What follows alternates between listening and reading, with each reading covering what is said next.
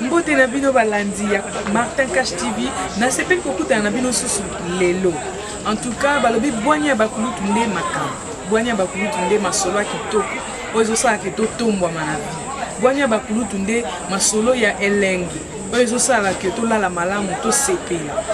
Ozo sala peke makanisi na biso tambola malamu to ke liboso. Bwanya bakulu lelo lisusu. Na sepeli kokuta na bino pona mbala oyo tokozala na plateau na papa Aimé Kionga tokokutana poto solo la lisusu sujet lelo et à danger. Je vous retrouve dans un instant na papa Aimé Kionga. Tozongi lisusu na mesa na biso ya bwanya bakulutu mesa o na kabolaka na papa Aimé Kionga pe bandeko mosusu o balinga pe kopesa biso bwanya bongo papa Aimé Kionga azali oyo wapi tosololaka na ye mingi na kati ya bwanya ya bakulutu mpo nzambe alatisa ye bwanya ebele. En tout cas bwanya oyo apesaka biso ezopermettre biso totombwa malongi, ezopermettre biso to avancer na vie, ezopermettre biso tokende mosika. En tout cas nzambe apambola ye na bwanya o balandaki émission uta ekoleka bipai wapi tolobelaki mpona nini basi bakosamaka mingi na bolingo. En tout cas bazalaki satisfait ya tour oyo eza pe sujet ya mokuwa Martin Cash TV nde makambo. Abonnez-vous, abonnez-vous, abonnez-vous massivement. En tout cas, bo fini pe place mongonga mora mukie eza mo likolo bo. Bo fini pe place on a proposé ba notification à tout moment. Martin Cash TV azo balancer ba numéro ya sika. Ya ba émission na biso. Mingi bwanya ba bokomona nga na deux émissions bwanya bakulutu pe bokomona nga na Écho de l'IEC. Écho de l'IEC eza émission to lobelaka mingi ba information nyonso o elekaka na au sein de l'IEC. Kasi awa naza na bwanya bakulutu bisika masolo pizza evandi bwanya bakulutu bisika to liaka pe to tondi. En tout cas tia mega ebele po lelo eza makasi. Lelo pena eza makasi. Lelo to un examen mokuwa mais papa ema longa na ngokaka. Po amesana déjà po nzamba pesa e bwanya ya kosopela. Nzamba pesa e bwanya ya kosopela. Kala te ba fongola gros plan to mo bomona bino mo papa Aimé li solongo ebanda. Lelo mingi tokolobela. Pona nini basi bakomi infidèle. To pona nini basi bakomaka infidèle. Eza na kati ya libala to pe eza la libanda. Donc tokutana na kisheri to pe na fiançailles. Omona mosusu romikuta azana mibali mibale misato. Mosusu pe 4 5, mosusu pe 10. Eloko nini balukaka. Lelo nde toyeba ngona kati ya bwanya bakulutu. Lisolo pena mutu ya lelo ya ngwana. Tozomona na papa Aimé tout à l'heure. Papa Aimé. Na sepe soko kutana no lelo. Merci. Na kola za lokumu, tata mokili za lokumu ninga biso makasi. Ya komona na lisusu. Malgré que lelo vraiment to zwaki occasion omona na moite ozaki na mwa ba parcours bele journée no lekinde. Mukoleleki malamu na zaki pena bandeko nzosungana yango epesinga mwa ngonga ngonga nde eleki yango mona bite na luka mwa luka mama benginga na ya lisusu mpona kokamata mwa makambo tata mokeli apesi biso pe topesaka bato na sepeli bandeko balandi bino boyoki papa Aimé alobi mokoleleki kitoko azali mpe na bandeko oyo bipai wapi akende kokabola mwa bwanya ndamu mpo tosungana toke liboso bino mpe baye bolanda biso boza na baproblème boza na badifficulté oyo baénigme ebele donc énigme eza lokola boza na ozomikuta na situation moko boza lokola na carrefour ozoyeba te direction nini nazwa. En tout cas soki oza na basituation ya bongo numéro ya Martin Cash TV ezali okobenga biso totia en contact na papa Aimé osolola apesa yo mpe mwa bwanya mpe atalisa yo ndenge nini okoki kosala mpo ozwa solution na problème na yo. Sans plus tarder tokoti na kati ya vif du sujet na biso papa Aimé omoni la fois dernière na tunaki yo na émission oti oleka na tunaki yo papa Aimé bon infidélité te tokosolola ngo mokolo mosusu totuna nanu mpo ani bwasi bakosamaka mingi na boye tosololaki makambo wana tosololaki opesa biso badetail ebele. En tout cas merci beaucoup papa Aimé. Mais eza na mutuna mosusu oyo vraiment ezalaki principal mokolo ya liboso tomonanaki mutuna pene oyo ezalaki principal. Tomonaka mingi infidélité ya mibali tolobaka bachere internet to bolanda biso. Je suppose que moko na moko bisika aza ayebi tobetaka mingi lisolo ya infidélité ya mibali biso basi tolelaka mingi mpona infidélité ya mibali mais basi mpe bakoma kosala ya kokamba parce que kosala infidélité surtout na mikolo ya lelo basi bakosala infidélité makasi sikoyo nga question na nga ezali neto na biso bato baolanda biso toyeba infidélité ya mwasi ebandaka ndenge nini mpe mpona d'abord ebandaka ndenge nini mpe mpona nini matondo na motu oteninga napesi yo matondo mingi merci mingi mpona kosala makasi kolimbola infidélité ya basi mais infidélité ya basi eza na biteni ndenge na lopoto olobi ezaka na baparti eteni ya liboso na koloba infidélité ya mwasi eza infidélité ebandaka na infidélité alimentaire infidélité alimentaire ndenge bakeli moto bato ya mayele bapusi mwa mayele mpo moto azala nzoto kolongono ifo abanda na ntongo komela ti na midi ya le na pokwa ale mais en attendant ata ale na midi ti tokoma pokwa to ameli ti na ntongo mpo tokoma midi ifo agrignotaka aza biloko ya mike mike azogrignote ti ale na midi ti akolia su na pokwa biloko ya mike mike aza grignotaka alors sikoyo basi infidélité na bango mingi ezobanda na infidélité alimentaire. Expliquez nous bien. Baliboso na yoka. Infidélité alimentaire. Donc bazolia ndenge esengeli te. Ti oyoka nzala, nzala bapesa ngo po mobala yoka nzala. Bapesa ngo po mwasi yoka nzala te. Ah biso biso toza ndro yoka nzala te. C'est boza na droit ko yoka nzala. So yoki nzala mobali mbala moko asali réaction.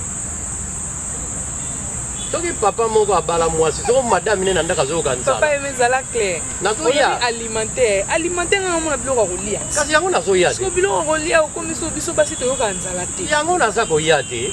Nalobi boye, soki papa moko abala, madame ne nandaka azokufa nzala. Papa faut ça la réaction te, maman lia te. OK. Ozomona. Soki bana ne nandaka bazolia te, papa ça la réaction bana balia te. Yango mona kadage ebima, soko papa ye bana bazolia ba papa ye nzala sili, papa ye nzala sili. Voilà déjà dans infidélité alimentaire. Bandeko balandi bolanda malamu na bokebi nyonso. Infidélité alimentaire. Ya liboso yango. Soto keso mwa musika, infidélité ya basi ya mibale ezali infidélité scientifique.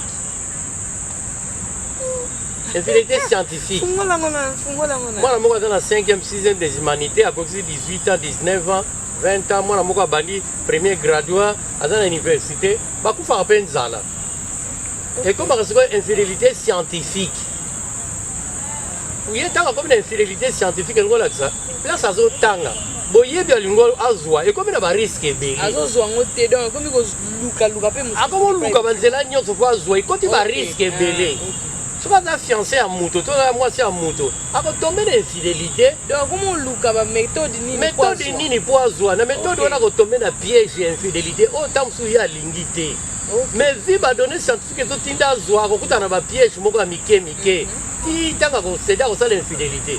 Infidélité bandaka na action te bandaka na intention. OK. Infidélité le liboso ta na intention. Yango moni bato ya mayele basali buku oyo estali droit pénal ezolo ba makambo ya viol.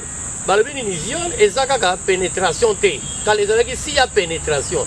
Sikoyo koma si ya intention. Nde bako kangela yo. Yo zolanda mwana bato simba na banzoto na intention nini. Tobe yango infidélité scientifique. To benga mwana batu na bakoin moko. Na bakoin moko boye. Intention wana ozala bako kanga yo. To peje moko ko saisir dossier akangi. Bino bato benga bana bato. Yo na mwana moko boye. Intention ni mo benga. Intention to benga mwana bato na bakoin moko boye. Tabzo nga professeur na ye. Et comme intention no ezani. Tobe yango infidélité scientifique. Ko seki no kanga infidélité scientifique. Vous comprenez ce que? Alors tozo na infidélité basi wana tozo lo basi ko so to kesiko na monde to lo baka na culture art tozo culture art izana ministère mobimba so to ke na monde culture okuta na mukata culture wana okuta to ke ngala tozo ko branche ya musique okuta branche ya théâtre ya li branche ya musique ezali yo exemple za danseuse orchestre na bino zo voyager na mboka bapaya ba danseuse wata msu 16 12 ba bika bon na spectacle que nous présenter spectacle à 7. Moi ça fait infidélité au étali na domaine wana. Comme on doit répondre à bango tia. Yo côté na piège, ko taper na piège infidélité na yé. Et côté infidélité artistique. Infidélité artistique et kotaka. Nous comme dans le monde artistique, on voit ça l'infidélité artistique. C'est comme il peut professionnel. Et comme peut professionnel, t'as besoin dans le mobile l'os à marier. Comme infidélité scientifique et artistique. Tant que vous avez belé, tant que vous avez bon spectacle, vous représentez, chorégraphe, vous avez au moins 8 danseuses, mais vous avez 12. Il faut vous battre. Alors, comment infidélité, comment on est comme artistique et continue à faire. Vous avez un billet. Papa aimé, na lingara ni on peut ça betape na betape. Et quand tu as un négawana, on va te négliger quand tu as un négawana. Beaucoup de gens trouvé à balai, moko bozo voyager. Trouve à balai au monde on va danser si bazalaka, banani bazo la chorégraphe banine tant bozo voyager. Tant bozo ba bobo kene bino nyo sauter, to pona nombre boko boy. Mais infidélité mo bimana artistique. Quand la bateau va pour un nombre wana yo linga yo zana. Mutwana ba ko peso condition moko boye, au sein d'infidélité oh yo lingité. Culturel pesa la Et sali oh yo canité. C'est que culturel pesa. Et sali infidélité culturelle sali. Vous avez mon en tout cas. Voilà. Donc, infidélité, dans la branche, à vous expliquer. Surtout que dans le domaine, il y a bolingo. Si moi, je vais balingani. Parce que na bolingo. Papa, mais na kati na ko mo gale elengi. Peut-être OK. To pe maman mukie. Moi publicité moi mukie à quelques secondes bon tozo. De retour na mesa na biso ya bwanya bakutu toza lelo na papa aimé kionga pona ba bazai déjà kolanda biso tokateka mama mukie to pema papa aimé amela ta gorge ya mai bon tozonga papa aimé oti kopesa biso ba étape ya infidélité ya basi totunaki nga na tunaki liboso na bi papa aimé infidélité ebandaka wapi et puis mpona nini Olobi te o expliquer sur l'étape infidélité. Olobi elle veut que ça une infidélité. C'est une infidélité alimentaire. Alimentaire. Après tu une infidélité scientifique. Tu continues infidélité artistique. Mais na ba annexe Olobi professionnel pezali, culturel pezali. Tu connais infidélité d'amour. Chers internautes, vos abonnés massivement na Martin Cash TV. Moi cloche moko mukie za likolo wana bo fina ngopo bozora ba notification ya émission nyonso sika ekota tozala wana chaque fois na papa aimé ki on apona ba émission sika ba sujet ya sika neti sujet lelo eza sujet sika na tiki to kana papa aimé toza pena infidélité moko peut-être bato bazozela mingi na banda kobalanda infidélité d'amour. Moi, c'est un bal de bolingani na bolingo. Donc, on va conjuguer. Tout le bagage na amour. Tout vous anda kumoko, tout fidélité. Vous anda kumoko de fidélité d'amour. Attends la fiançailles. Attends la copinage. Attends l'amitié. Attends la concubinage. On kimakango. Alors, infidélité on est ça là. Et ça ndengini. Papa, vous pouvez moi si bilamba bolanda. Vous pouvez moi si biloba kolia. Vous pouvez ba moyen. Vous pouvez ba moyen soit distraction à la bien. Mais eloko moko yozo bossa na kopesa ye faut pese eloko ba pesaka bolingo ya kati ya mbeto ya chambre au moi ça lukaka faut azwango pona makambo wana moi sambali basanga naka sentiment to elengi ba pesa ndi moi sia yoka ba pesa mobali ya yoka te te so mobali ya yoka elengi makasa sala redikera kufi oh mais que non luka binganga ba yebisa yo tozo yekola oh tozo lo bato lo ba mpe bato ba seka to pesa bino bwanya ba sentiment oyo ba pesa na kati ya bosangani wana ya Ève na Adam ozi Ève na Adam ba sangana ba sala procréation eza ba sentiment mais ba sentiment ngo mingi Ève ndai fois yo kango ebele ko leka Adam ko yo kango ko leka ebele te Ève yo problème na yo Adam yo problème no sala nyonso o satisfaire Adam nda yo ka bien yo ndo yo kaka kilokoso moko kimobali ko biso mbeli to amalo koso alanga nze moko aloba tomona olinga kolia ebele motondaka no avant alanga nze moko alobaki langage wana olinga olia ebele motondaka avant biso tokaka lokoso mais esengo wana mwa basentiment wana esalamake Adam asala nyonso asepesa Ève eza lokola bamama oyo toloba lisolo na bango Adam eza lokola bapapa alors Adam il faut asala nyonso asala Ève ba plaisir même ya kati ya bolingo ya maloba te mais ya baaction action ya kolia ya kolata action ya basentiment ime ya nzoto Adam il faut asala na bacapacité wana po ntango asali Ève ba plaisir wana Ève abi Adam merci lelo naoki bien lelo nasepeli merci beaucoup mikolo koya salanga su koleka oyo osalinga lelo eleka lisusu nde bongo role ya Adam place à Ève. Bon comprendre la langage déjà le rôle à mibali place à basi. Mais bon ite Ève ne assez plus Adam te batinda bongo te.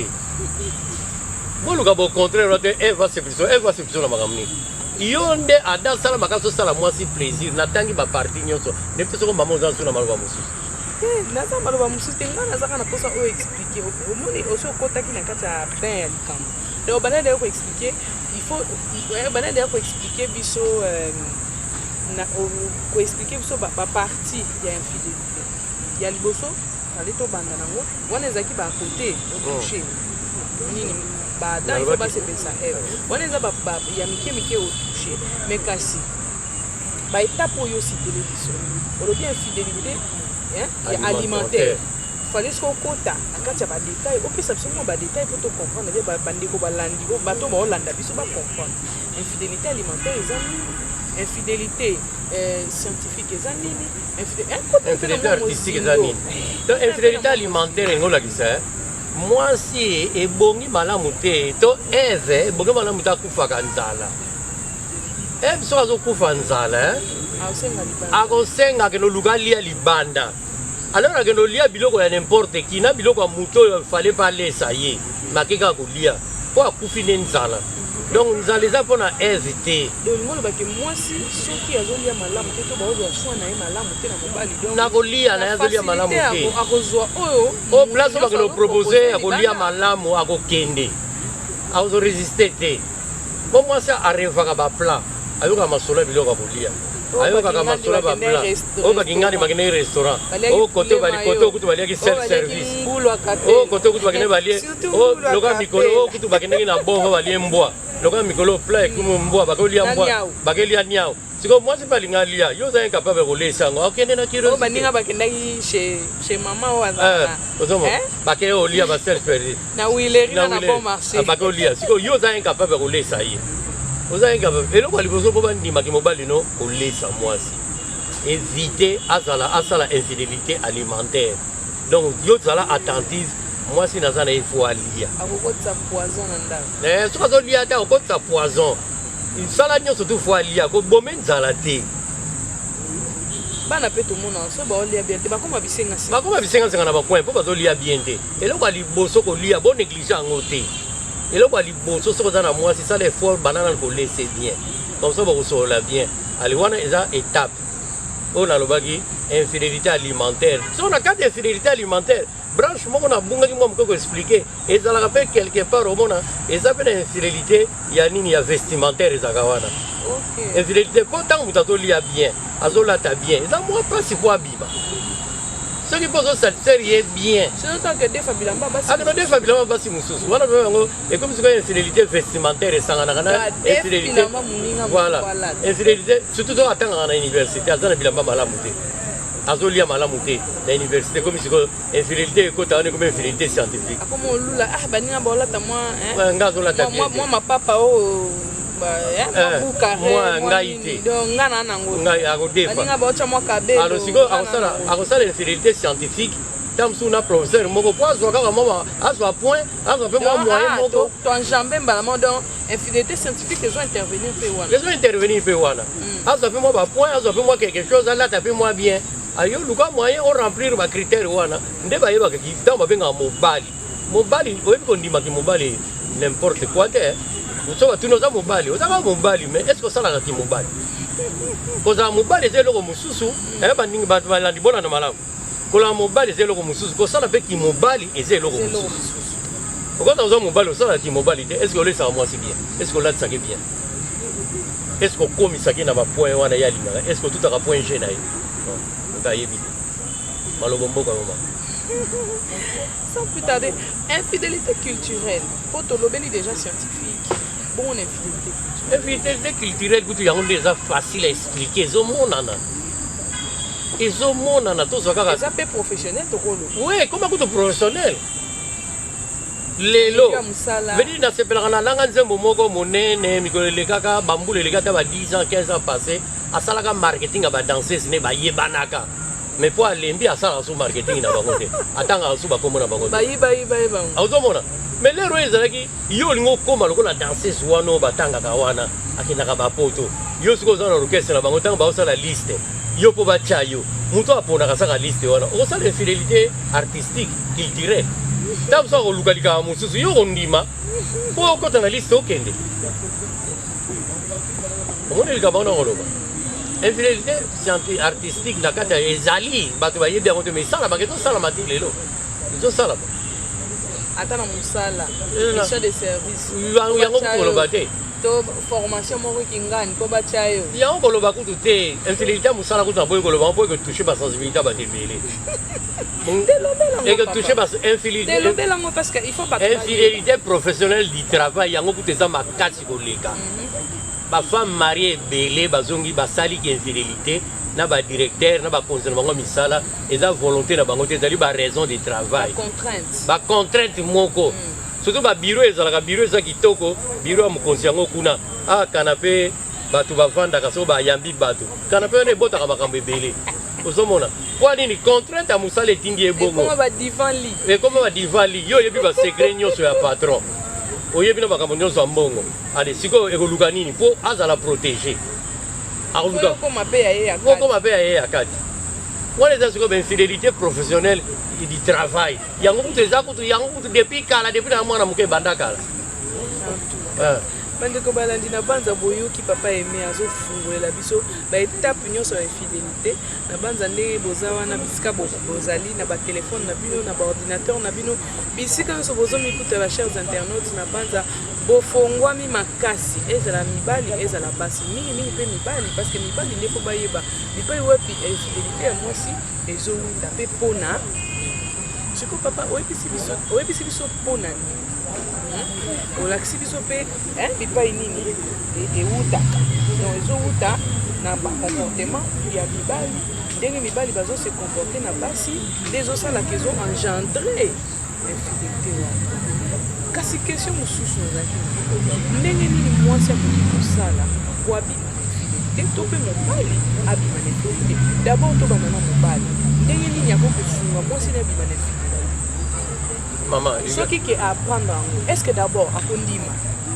kozongela mwasi wana conseil nini okopesaka nakoyebi so lelo likambo moko balandi bokanga yango makasi boyoka likambo makasi bato ya mayele oyo ya lopoto balobaka adage moko na lopoto babaka qui ne risque rien na rien na makambo ebele oyo totangi ya makambo epozala sauve nango ya toujours ya un prix à payer il y a un prix à payer, il faut payer le prix pour risquer ou bénéficier de makambo tozoloba. Le prix à payer, il faut utiliser comme makambo balé. C'est apprendre où à laisser. Place biso dans la faiblesse makasi kaka yango wana. C'est apprendre où à laisser toyeba kango malam malamuté. Faut payer le prix. Likambo potana na la sauver, soit na ndima, soit na tika na boya. Faut soit risquer makambo balé. Wana d'abord na niveau basi. Na niveau basi.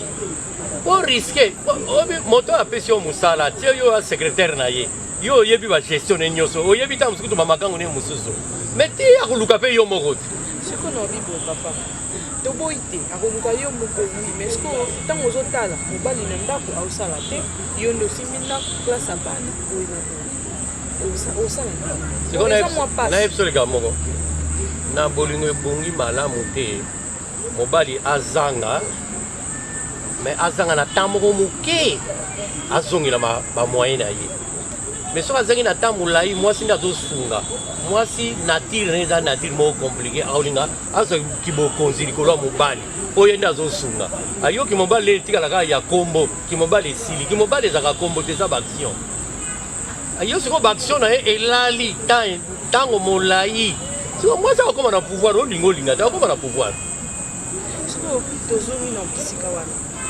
mobali okaka apona ke mwasi na ye par exemple ya ndako to mwasi na ye bazalaka na ye commettre akokolimbisa to te mingimingi tomona mobali baboya kolimbisa te mingimingi baboya kolimbisa te mobali soki akangi mwasi na infidélité alimbisaka abosanaka ke quelque part responsabilité te mobali soki akangi mwasi na infidélité alimbisaka na formalité akoki ata koloba na miso bato nalimbisi tozongana wana monoko moto elobi etikalaka elembo na motema alimbisaka na formalité yango omoni mwasi évite mobali no akango na makambo ya ndenge wana mpo kolimbisa wana eza kaka formalité en réalité alimbisi yo te mpo mobali moyibi alingaka bayiba ye te siko baoyo tomonaka mpe na kisheri boye aokanga mwasi na ye wana na bainfidélité ti babongisi mpe abali akenda bongelakisa esalabaka nango mais un jour mwasi wana oyo abanda kosala mobali bongo mobali akofutisaka ye yango d'une façon d'une autre akofutisa yango